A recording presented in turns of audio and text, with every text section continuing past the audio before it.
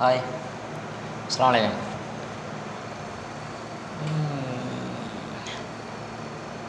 Saudi என்னை பொறுத்தவரை சவுதிக்கு வேலைக்கு வராதீங்க. சவுதி ஏதோ கேரளா, தமிழ்நாடு இதே மாதிரி இருந்தால் ஓகே. அப்படி சிலவங்க ஏஜென்ட்காரன் மொக்கலா ஒளி அவன் அப்படி சொல்லித்தான் எடுப்பான். அந்த தேவடியா போயிடுவோ ஏஜென்ட்டுக்கு தேவடியா போயிடுவோ. அங்கே தமிழ்நாட்டில் தான் இருக்காங்க, அவன் தான் இருப்பான், அவன் தான் செய்கிறாங்க. அப்படி இப்படின்னு நல்லா வாயிலேயே செஞ்சுருவாங்க. ஆனால் செருப்படி அடிக்கணும் அவங்கள. அப்படி சொல்லி தான் என்னை அனுப்புனாங்க. இங்கே தமிழ்நாடுலாம் கிடையாது, நான் ஒருத்தன் தான் தமிழன். எல்லாமே யூபிக்காரங்க, பங்களாக்காரங்க, பர்மாவா அது என்னது பங்களாதேஷ், ஏதோ யூபியில் உள்ளவங்க இவங்களுக்குள்ள அது சேலத்துலையா விழுப்புரத்துலையே இல்லையா ஒரு 5 வருஷம் இருந்தானா, அவனுக்கு கொஞ்சம் தமிழ் தெரியுது. நான் ஒருத்தர் தான் தமிழன் இந்த ஏரியாவில். இன்னி போனால் எவனாச்சும் டிரைவர் இவர் எப்போச்சும் சாப்பிட வர்றாங்க, அதுவும் 5 மாதம் 6 மாதம் 1 மாதம் தமிழா எனக்கு. ஸோ இதே மாதிரி அதனால் நமக்கும் பாஷை அளவுக்கு தெரியாது. இப்போ தானே நானும் வெளியே எங்கேயும் போனால் ஒரு 1.5 கிலோமீட்டரு தாண்டி அதுக்காகிட்டு போனதே இல்லை. எங்கே போகிறது, இங்கே வேலையை விட்டால் ரூமை விட்டால் வேலையை விட்டால் ரூமு. அதை விட்டு அதேமாரி பெட்டி கடை, மளிகை கடை, பக்கலா, அதான் பக்கலா பெட்டி கடை எல்லாம் பக்கலான்னு சொல்லுவாங்க. அதேமாரி ஜாமான் அங்கே போனால் தான் உண்டு. லீவும் இல்லை, மாதம் ஒரு லீவு சொன்னாங்க, மாதம் லீவும் கிடையாது. நான் லீவு போட்டு 1.5 வருஷமாச்சு. இதுவரையும் லீவ் போடாமலாம் நான் இருந்தது இந்த மலேசியாவில் கரெக்டாக அந்த சம்பளம் போடுவாங்க. சம்பளம் போட்டு அங்கிட்டு 1 நாள் 2 நாளில் என்கிட்ட கேட்பாங்க, லீவு நீ இப்போ யார் போட்டுறது போட்டு எங்கேயாச்சும் படம் இடம் ஒன்றுச்சுன்னா படத்தை பார்த்துட்டு எங்கேயும் அப்படி சுற்றி பார்த்துட்டு அந்த டயத்தில் நல்லா சாப்பிட்றவங்க ஏதாச்சும் சாப்பிட்றதுக்கு கொஞ்சம் வாங்கிட்டு அப்படியே ஷாப்பிங் பண்ணிட்டு 1 மாதத்துக்கு உள்ள சாப்பாடுங்கிறேன் தீனியை வாங்கி வந்துட்டு வச்சுக்கிறது,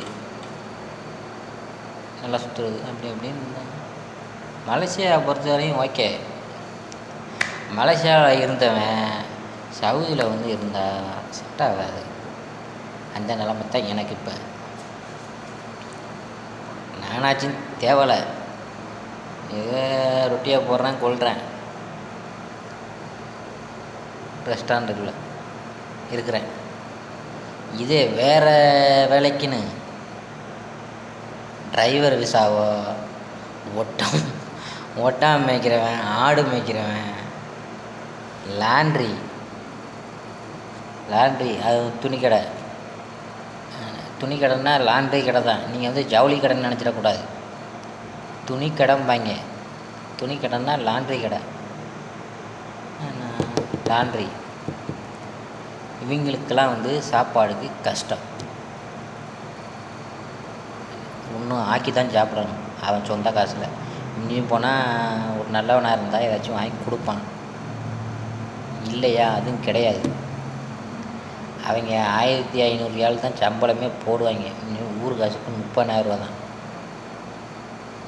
நீ ஆடு மேய்ச்சாலும் சரி, கோழி மேய்ச்சாலும் சரி, கழுதை மேய்ச்சாலும் சரி, நீ எதை மேய்ச்சாலும் சரி, அவனுக்கு அந்த 1500 ரியால் தான். அதுக்கு மேலே அவன் சம்பளம் ஏற்ற மாட்டான். நீ எத்தனை வருஷம் கிடந்தாங்க. ஏதாச்சும் நல்லவன்லாம் 100ல் 2 பேர் ஏதோ இது மாதிரி ஜக்காத்து மாதிரி அப்போ எவனாச்சும் கொடுப்பான், அவ்வளோதான். அவன் கொடுக்குறானோ கொடுக்கலையோ, இருக்கிற தேவடியா போயிடுவோ அதை சொல்லி இதை சொல்லி கொடுக்காம விட்டுருவாங்க. அது ஒன்று இருக்குது. ஏன் கஃபியில் அவனுக்கு 2000 ரியால் சம்பளம் அப்படின்னா இவங்களே சொல்லி கொடுக்க விடாமல் ஆகிவிட்டாங்க. கொடுக்க விடாமன்னு ஆமாம் கொடுக்க விடாம தான் என்ன அவனுக்கு சம்பளம் குறைச்ச கொடு, இவனுக்கு கொடு. நல்ல வேலை மிஷினு வெறும் ரொட்டி மட்டும்தான். நானும் அவன்கிட்ட டிக்கெட்டாக போடுறேன் கொள்கிறேன், நான் இல்லை போகிறேன் அப்படி இப்படின்னு தான் சொல்லியிருந்தேன். இல்லை இல்லை இரு, நான் உன் சம்பளம் சேர்த்துறேன் அப்படின்னு சொல்லிக்கிட்டு இருக்கான். ஒருவேளை கபில் நல்ல மூடில் இருந்தா இந்த எப்படியும் அப்படிவோ இந்த கிறுக்காசம் மக்களுவோ வச்சு விட்டுறாங்க. ஏதோ என்னமோட இது அப்படி ஓடிக்கிட்டு இருக்கு.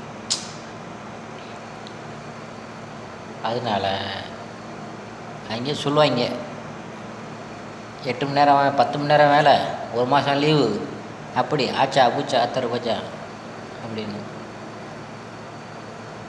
Saudi waste. புதுசாக வர ஆளுக்கு டிரைவர் விசாவோ எந்த இதுக்கும் மாட்டிக்கிறாதீங்க. சாப்பாடு அவ்வளோது கிடைக்காது. என்ன இதே ஒட்டகம் மேய்க்கிறவன் ஆடு மேய்க்கிறவன்னா ரொம்ப கஷ்டம். நீ கொண்டு போய் எங்கேயாச்சும் விட்ருவாங்க, ஒரு 30-50 கிலோமீட்டர் இருக்காங்க, அவனுக்கும் இவனுக்கும் சம்மந்தமே இல்லாமல் கொண்டு போய் ஒரு காடாகவும் இருக்காது. என்ன மரம்லாம் இருக்காது, சும்மா இதுதான் வெயில் சொல்லு நட்டிங்க நல்லா. அந்த வெயிலாச்சும் தாங்கிடலாம். 6 மாதம் குளிர் செத்தனி குளிர் தான் பெரும்பாடு. குளிரும் நல்லா ஜாக்கெட் நல்ல இதாக போட்டிருப்பாங்க கொண்டு போய் அப்படி இருந்து குளிரத்தான் செய்யும். சரியான குளிரும். செத்த நேரம் ஒரு 2 நிமிஷம் ஒரு 5 நிமிஷம் வெளியே சும்மா நின்றோம்னா போய் நான் இந்த கடையை விட்டு நாங்கள் போய் நான் நின்றேன்னா அப்படியே கை காலெலாம் அப்படியே வெடிப்பு விடுற மாதிரி அந்த விரைச்சிக்கு ஹீட்டுக்குள்ளே இதுக்குள்ளே நிற்கிறனால ஒன்றும் தெரியாது, அப்படி இருக்கும். அவன் நல்லவனாக இருந்தால் சில நேரத்தில் 1 மாதத்துக்குள்ளே அரிசி பருப்பு அதுன்னு வாங்கி தருவான். மாதம் பார்த்துட்டா ஓகே. அவன் எங்கேயாச்சும் மயிராச்சுன்னு போயிட்டானா, 1 மாதம் நின்று எங்கேயாச்சும் போயிட்டானா, சம்பளம் போடுற இடத்துக்கு வந்தானா அங்கே நெட்டு ஃபோன் பேசுகிறதுக்கு அது ப்ராப்ளம், அது பண்ணி வச்சுக்கிறணும். கொண்டு போய் காட்டுக்குள்ளே இதுக்குள்ளே விட்டு போயிடுவான். சாப்பாடோட சரி ஏதோ பிராட்டியா ஏதோ ஒன்று தின்னுக்கிட்டு கிடந்தலாம். ஒருவேளை நெட்டும் கிடைக்காது, அது வேறு பிரச்சனை. சில நேரத்தில் நெட்டு, சில நேரத்தில் வைஃபை வச்சுருந்தாலும் வச்சுருப்பாங்க. கேமரா வச்சுருந்தாங்கன்னா ஓகே, வைஃபை எதுவும் கிடைக்கும். கேமரா வைக்காமல் சும்மா போட்டு வச்சுருந்தானா அவ்வளோதான், ஒன்று அதுவும் ஒரு இது இருக்காது. சாப்பாடு பிரச்சனை இருக்குது வேற, அதே மாதிரி அதெல்லாம் ரொம்ப கஷ்டம். ஏன் இந்த மக்களா ஒழிய இந்த கடையை நாங்கள் தான் நாங்கள் கழுவி விட்டு கொண்டு நாங்கள் 1 மாதம் சென்று தான் இந்த கடையை நாங்களே திறந்தோம். சும்மா கடைஞ்சி அதுக்கப்புறம் சொல்லிட்டாங்க மக்களாவளி இல்லை நான் கடையை கொடுக்க போகிறேன் நீங்கள் போங்கடா அப்படின்ட்டான். கடை மக்களாவளி போங்கடா இதில் போடாங்கிறான். அப்புறம் ஆடு மேய்க்க போறலடான்ட்டேன். இதே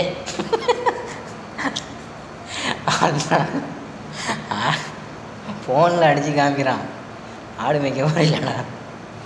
ஆனால் நாசம் போனாங்க. எனக்கு வர பையன் என்னடா வெயில் இப்படி அடிக்குது, ஆடு மேய்க்க ஊராக இருந்தாலும் சரி ரொட்டியை போகிறதுக்கு போய் ஆடாச்சு மேய்க்கலாம் அப்படின்னாச்சும் போயிடலாம். இங்கே குளிர் வேற வெயில் வேற, ஏன் மக்களை இப்படி சொல்கிறான். அதுக்கப்புறம் திறந்தேன். அங்கிட்டு ஒரு 6 மாதமாக அங்கிட்டு கடை வியாபாரம் இல்லை, ஒரு மயிரும் இல்லை. மறுபடியும் கடை சாத்த போகிறேன்னா மறுபடியும் கடையை சத்த போகிறேன் போங்கடா அப்படின்ட்டு அவன் ஒன்ற குத்து. இவங்க லூசு போயிடும். இல்லை நான் சவுதிக்கு வரணும்னு எனக்கு அந்த மீண்டே இல்லை. எங்கள் மக்களை ஒளி எல்லாம் பழக்கடை பண்ண வேலை. எங்கள் சொந்தக்காரவன் பெட்ரோல் சாக்கு எடுத்து வரோம், மயிருக்கு எடுத்து வரேன் இப்படி ஆசையை காட்டி நான் அந்த மெயின் ஷிஃப்ட்லேயே நான் அங்கிட்டு வந்துட்டேன். சரி அப்படியே போய் நம்ம அப்படியே மாறிக்கிறோம். இங்கே வந்து தான் தெரிஞ்சு சிஸ்டம் உண்டை மத்தாளாக இங்கிட்டு மாற முடியாது மயிர முடியாது. அதனால் இதே மலேசியா இருந்துச்சுன்னா ஓடி போயிருப்பேன். மலேசியாவில் இருந்தால் பாஸ்போர்ட்டும் தேவையில்ல, ஒரு இளவும் தேவையில்ல, எனக்கு ட்ரெஸ்ஸும் தேவையில்ல, போடவே முடியல அப்படின்னு சொல்லிட்டு அங்கே பாஸ்போர்ட்டே இல்லாமல் தான் 6 வருஷம் இருந்தேன். நான் அங்கே பாஸ்போர்ட் இல்லாமல் அதுக்கப்புறம் அங்கே கொரோனா டயத்தில் புது மனைவி போட்டிருந்தாங்க. 1,00,000 செலவு, டிக்கெட்டு பொது மன்னிப்பு அந்த இதெல்லாம். ஆனால் 10,000 மிஞ்சி போனால் 30,000 தான் செலவாகும். நான் ரூம்லேயே இருந்து ஒயிட் பாஸ்போர்ட் எடுத்தேன், டிக்கெட் எடுத்தேன். வெளியே நான் ஆகலை கொரோனா டயத்தில். அதனால எல்லாமே கைக்கே வந்துருச்சு. அவங்களே எடுத்துட்டாங்க. அதான் திருட்டு. அவங்க என்னெல்லாம் காசு தான். ஏன்னா அவங்களே என் சைனை போட்டு என்ன ஒயிட் பாஸ்போர்ட்டு எடுத்துட்டான். 6 மாதம் வாரண்டி அந்த பாஸ்போர்ட்டுக்கு எடுத்துட்டான். அப்புறம் ஆன்லைன்லேயே ஜாமான் வாங்கிட்டேன். அது அப்படி இப்படின்னு 1,00,000 செலவாயிருச்சு டிக்கெட்டு போட்டது. அந்த டயத்தில் 2 நாள் கழித்து தான் போகிற மாதிரி வச்சுருந்தாங்க. நான் அப்போவே அதை வெயிட்டிங் லிஸ்ட்டு போட்டு அந்த இதுலேயே வெயிட்டிங் லிஸ்ட்டில் இருந்து ஒரு 5,000 வர செலவழித்து அப்போவே அட்வான்டேஜில் அப்போவே போகிற மாதிரி. ஒருத்தன் கண்டுபிடிச்சிட்டான். ஒருத்தன் நான் ஒரு டம்மி டிக்கெட்டு இது ஒன்று வச்சுருந்தேன். ஆனால் அந்த டிக்கெட்டை கொடுத்துட்டேன். அதோட இவன் கண்டுபிடிச்சேன், இல்லை நீ அங்கே போய் உட்காருன்னு சொல்லிட்டு தப்பு பண்ணுறேன்னு சொல்லிட்டு மறுபடியும் அந்த வேறு டிக்கெட் எடுத்து அதோட போய் வெயிட்டிங் லிஸ்ட்டில் போய் டிக்கெட்டை போட்டு அதோட வந்தேன். அப்படி இருந்துச்சு. அதே மாதிரி மலேசியா வரதா நம்ம இங்கே எப்படியோ ஊர் மாதிரி எப்படியாச்சும் எங்கிட்டாச்சும் ஓடி போய் நம்ம எங்கிட்டாச்சும் வேலை பார்த்துக்கலாம், கொண்டு இருக்கலாம். பாஸ்போர்ட்டோட அவ்வளோ தேவை. எவனாச்சும் ரைடு வந்தால் தான் கொஞ்சம் பிரச்சனை. அதுவும் பிரச்சனை தான். ஆனால் தெரியாமல் நம்ம இருக்கணும். அது அப்படி. இங்கே மொத்தத்தில் சவுதி எல்லாருக்கும் அமையாது. ஏதோ அந்த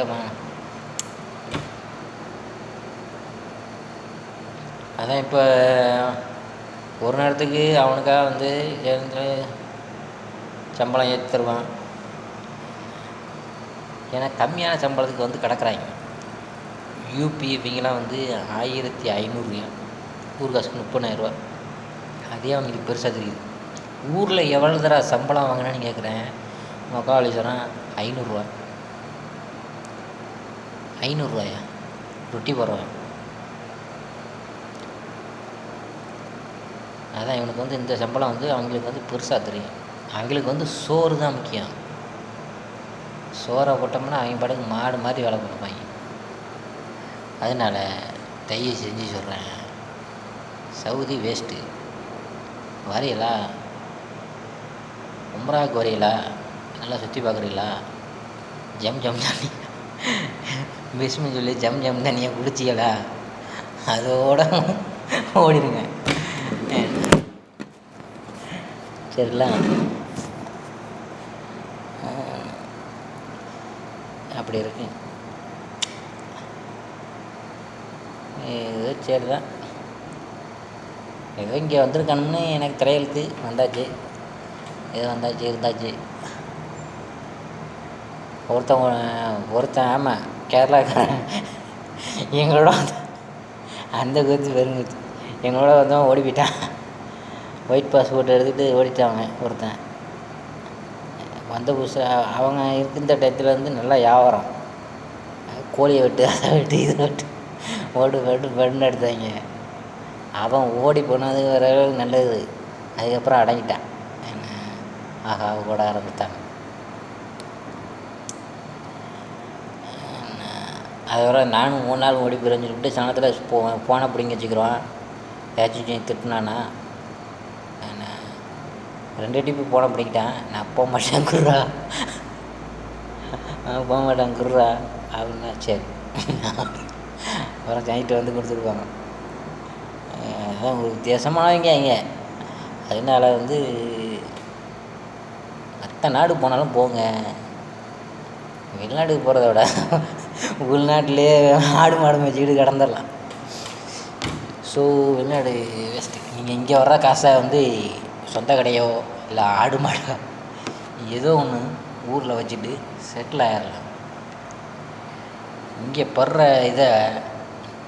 படுற கஷ்டத்தை நீங்கள் ஊர்லேயே நீங்கள் அதை வந்து செஞ்சீங்கன்னா உண்மையில் நம்ம இங்கே பார்க்குற வேலையை ஊரில் நம்ம பார்த்தோம்னா டபுள் பேமெண்ட். நம்ம ஊரில் எங்கே பார்க்குறோம், அவங்க மொத்த இங்கே காது குத்து அப்படி இங்கே கல்யாணம் அப்படின்னு சொல்லிட்டோம்னா இங்கே அதோட இன்னும் திங்கிறதுக்கு கிளம்பிடுறாங்க. அதே மாதிரி செய்யலாம், ஊரில் இருக்கலாம். வெளிநாடு வேஸ்ட்டு. இப்போ வந்து அதிகமாக சம்பளமும் கொடுக்க முடிகிறாங்க. ஏதாச்சும் ஒரு இதில் தான் 2000 இது மாதிரி நிறைய கொடுக்குறாங்க. எல்லோரும் அதுமாரி கொடுக்க மாட்டாங்க. இப்படி 2000 இது மாதிரிலாம் கொடுத்தா வேலை அதிகமாக இருக்கும். அவனுக்கு ரொட்டியாக போடணும், சப்பாத்தி போடணும், வேறு மாவு போடணும். டயம் கம்மியாக இருக்கும். டயம் 3:30 மணி 3 மணிக்கு 2 மணிக்கு வர்ற மாதிரி வரும். ரொட்டி மேய்ச்சலுங்களா? நான் 3:30 மணிக்கு நான் வச்சுட்டேன். 3:30 மணிக்கெலாம் 2:30 மணிக்கு 3 மணிக்கெலாம் கூப்பிடக்கூடாது. 4 மணி தான், எவ்வளோதான். அதிகம்தான். என்ன அவ்வளோதான். நான் நைட்லேயே மாவு போட்டு வச்சுருவேன். வந்து போட்டோம்னா அது நான் இதுவரையும் அதேமாரி போட்டது ஊரில் அதேமாதிரி இருந்ததும் கிடையாது, அதேமாதிரி போட்டதும் கிடையாது. இதான் டயம் ஓடிக்கிட்டு முதல்ல வந்து இங்கே வேலை 8 மணி நேரம் சொல்லுவாங்க வேலை கடைசி. சில இப்போ இது எங்கள் கடைக்கு ஏற்ற மாதிரி ஒரு கடை இருக்குது. அது இதேமாரி கடை தான், சின்ன கடை தான். ஆனால் அதுக்கு 20 வருஷம் உள்ள கடை. அது அங்கே ஒரு நேரம் தான் வேலை. காலைல திறப்பாங்க, 4 மணிக்கு திறப்பாங்க. அதே மாதிரி 11-11:30க்கெலாம் அடைச்சிடுவாங்க. 12 மணிக்கு அடைச்சிடுவாங்கன்னு வச்சுங்களேன். அதுக்கு முன்னாடியே அடைச்சிடுவாங்க, அவ்வளோதான். வேறு சாயந்தரம் எந்திரம்லாம் வேலை கிடையாது. சாயந்தரம் வருவாங்க, வந்து மற்ற நாளுக்கு சமைக்க வேண்டியதை கொள்ளதை வேலையை முடிச்சு வச்சுட்டு மாவு பிணைய வச்சுட்டு போவாங்க. இல்லை அவங்க சாப்பிட்றதுக்கு எது பண்ணுறதுக்கு அது வேலையை பார்த்துட்டு போயிடுவாங்க, அவ்வளோதான். அதே மாதிரி எல்லா கடையுமே இருக்காது. சாயந்தரமும் திறப்பாங்க, நைட்டு வைப்பாங்க. அப்படி இதாகும். ஒரு சில கடை தான் வந்து ஒரு சிலவன் தான் நல்லவனாக இருப்பான். 100ல் 2 பேர் நல்லவனாக இருப்பான். இது எல்லாமே அப்படி தான் இருக்கும்.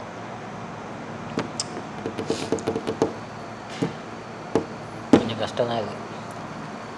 அதனால் வந்து சவுதி விசா, டிரைவர் விசா இருந்தாலும் சரி, எதாக இருந்தாலும் சரி பார்த்துங்க. என்ன இங்கே உள்ள நிலவரம் எனக்கு தெரிஞ்சு நான் சொல்கிறேன். ஏன்னா மற்ற எல்லாருக்கும் வந்து இது இருந்து எதுவுமே சவுதியை எதாக இருந்தாலும் சரி அது ஒரு சாக்போர்டு தான். என்ன ஒரு நம்பர் அடிக்கிற மாதிரி தான். அதுக்காக எல்லாருமே கேசியராக ஆகிட முடியாது, எல்லாருமே முதலமைச்சராக ஆகிட முடியாது. அதே மாதிரி தான் எவனாச்சும் ஒருத்தன் தான். என்ன அதே மாதிரி எவனுக்காச்சும் ஒருத்தனுக்கு நல்லா இதாக இருப்பான். என்ன அவன் போய் நல்லா சம்பாரிச்சிட்டானே, இவனை போய் நக்கிட்டானே அப்படின்னு நினச்சிக்கிட்டு எல்லாம் வந்துடக்கூடாது. என்ன ஆனால் அவன் கஷ்டப்படுறான். என்ன அதனால் அப்படி எல்லாருக்கும் அதே மாதிரி கிடச்சிடாது. பார்த்துங்க. எனக்கெல்லாம் எவ்வளோ சம்பளம்னா, எனக்கு வந்து நான் 2,200 45 ரூபா பேசி வந்தேன். ஃபஸ்ட்டு 45 ரூபா தந்தான் அதமெல்லாம் இல்லை, தந்தான். நான் வேலை பார்க்காம இருக்கும்போதே அவன் சம்பளம் தந்துட்டான். 1 மாதமாக நாங்கள் வேலை பார்க்கல, ஆனால் தந்துட்டான் சம்பளம். கரெக்டாக இருந்தான். அதுக்கப்புறம் அதுக்கப்புறம் ஒரு 2 மாதம் அதே மாதிரி சம்பளம் போட்டான். அதுக்கப்புறம் வியாபாரம் இல்லை. அதோட 2000 போட்டான். அதுக்கப்புறம் 1800 ஆக்குனான், 1900 ஆக்குனான். அப்படியே இருக்கிறேன். அப்புறம் சரிண்ணா இல்லை, நான் வந்ததுன்னு வேணா சொன்னேன். நான் இல்லை, நான் போகிறேன். நான் வந்தவொடனே அவன்கிட்ட நான் வந்து அங்கிட்டு ஒரு 2 மாதம் 3 மாதம் 3 மாதம் ஆமாம் 3 மாதம் இதுக்கு முன்னாடியே அக்கம்மா அடிக்கிறதுக்கு முன்னாடியே நான் அவன்கிட்ட சொல்லிட்டேன். இல்லை நான் போகிறேன், நான் ஜித்தாக்கு வாங்கி போகிறேன், சொந்தக்காரன் இருக்கான் அப்படி இப்படின்னு அவன்கிட்ட பேச்ச நான் சொல்லிட்டேன். ஆனால் அவன் விட்ற மாதிரி இல்லை. சரி நீ போ, ஒன்றும் பிரச்சனை இல்லை போ அப்படின்னா. அப்புறம் விட்ற மாதிரியும் இல்லை. அப்படியே ஓடிக்கிட்டு இருக்கு. கூட குறைச்சா தரான். நான் சரி எனக்கு ஒரு மூடுக்கு வந்து என்கிட்ட நம்ம போய் எங்கிட்டாச்சும் போய் படுத்துக்கிறோம்மா, எங்கிட்ட ஓடி போயிடணும் அப்படிலாம் தோணும். ஆனால் வெறும் ரொட்டி மட்டும்தான், வேறு தோசை எல்லாம் இல்லை. அதனால சரி இருப்போமே. இப்போ போனாலும் என் ஊரில் வேறு கொஞ்சம் நகைகள்லாம் இதாக இருக்குது, கொஞ்சம் கஷ்டம்தான், பொம்பளை பிள்ளை வேறு. அதனால் சரி பார்ப்போம் இன்ஷா அல்லாஹ். என் நகையெல்லாம் திருப்பிக்கிட்டு, என் நகையெல்லாம் என்னால் இருந்ததுதான். நான் 1 வருஷம் ஊர்லேயே உட்காந்துருந்தேன். மலேசியாவில் இருக்கும்போது இருக்கிற நகையெல்லாம் அடித்து திருப்பினேன். திருப்பிட்டு அந்த ஒரே ஒரு நகை மட்டும் திருப்பலை. அதையும் திருப்பிட்டு வந்தெல்லாம் ஏதாச்சும் ஒன்று வாங்கிக்கலாம் அப்படின்னு தான் நினச்சேன். ஆனால் என் ஒய்ஃபு வாண்ணா இருக்கானா, வந்தாலே வா அப்படின்றது. இல்லைன்னா எழுதி வச்சுட்டு செத்து போயிடாம வந்தது அப்படின்றா. ஐயையோ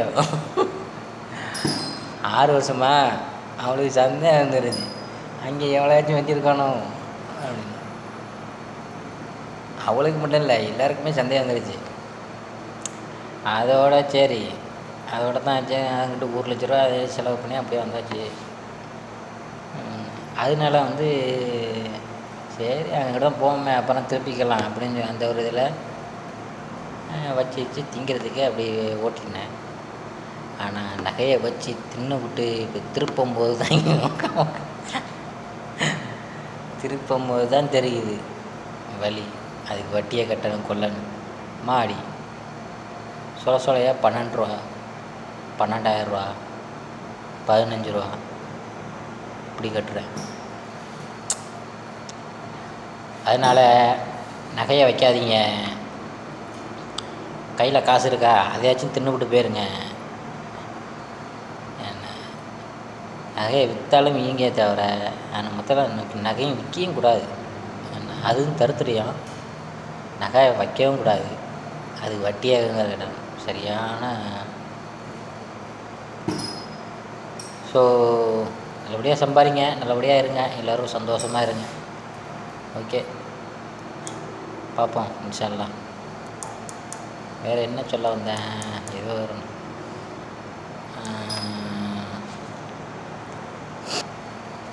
சரி ஓகே பார்த்துங்க. வேறு ஒரு சில வீடியோவில் வந்து ஏதோ ஒரு மிஸ்டேக் விட்ருப்பேன், சொல்லணும்னு நினச்சிருப்பேன், அது வந்து நான் மறந்துருப்பேன். ஓகே பார்த்துங்க.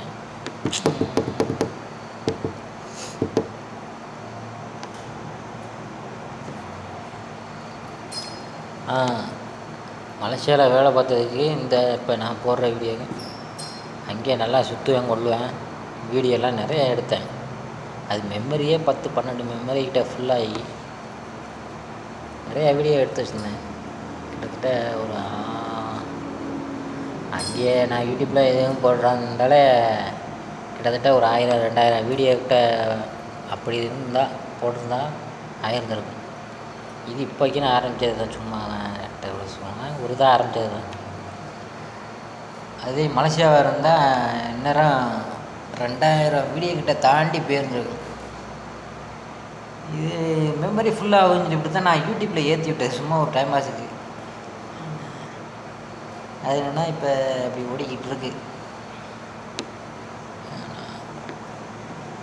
இதே மலேசியாவாக இருந்துச்சுன்னா அங்கங்கே நிறைய இடம் சுற்றியிருக்கேன். ஆனால் நான் போகாத ஒரு இடம் வந்து லங்காவி மட்டும் நான் போகலை. மீது ஜொகூருக்கு போயிட்டேன். KL, Penang. பினாங்கில் தான் நம்ம கோட்டையே பினாங்கு தான். கேஎலோட ஒரு மாதம்தான் இருந்தேன். ஆனால் பினாங்கு தான் ஓகே. எங்கள் தமிழ்நாடு ஏரியா கேஎல்ல இதெல்லாம் இருக்காங்க. ஆனால் வந்து பினாங்கு வந்து ஓகே. அதே மாதிரி வந்து நிறைய இடம் போயிருக்கேன், கொண்டிருக்கேன். ஆனால் ரெட்டகோபுரம் இதுதான் இந்த பக்கத்தில் தான் ரோடுன்னேன். இங்கேருந்து வண்டியில் ஓட்டிகிட்டு போகிறாங்க, ரெட்டகோபுரத்தை காமிக்கிறேன். இருங்கடா ரெட்டகோபுரத்தில் ஏறிட்டு போவோம்னா இதோட சொக்கா நான் இதுக்கு கூட்டிகிட்டு போகிறேன் அப்படின்னு சொல்லிட்டு கூட்டிகிட்டே போயிட்டேன். அங்கே வந்து கேண்டி மலைன்னு சொல்லிட்டு அங்கே ஊட்டி மாதிரி அங்கே தான் போனோம். ஆனால் ரெட்டகோபுரத்தை பக்கத்தில் பார்த்தேன், ஆனால் மேலே ஏறலை. அதனால் நின்று ஒரு செல்ஃபியோடு எடுக்கலை. அப்படிலாம் இங்கே இருந்திருக்கோம். ஸோ மலேசியா தான். மலேசியா ரொம்ப மிஸ் பண்ணுறேன் நான். சொந்த நாடு மாதிரி. போனால் ஒரு 11 வருஷம் இங்கே இருந்திருக்கேன். 2009 போனேன். ரிட்டன் வந்தது ஆமாம், ரிட்டன் வந்தது இன்னும் 2013. இப்போ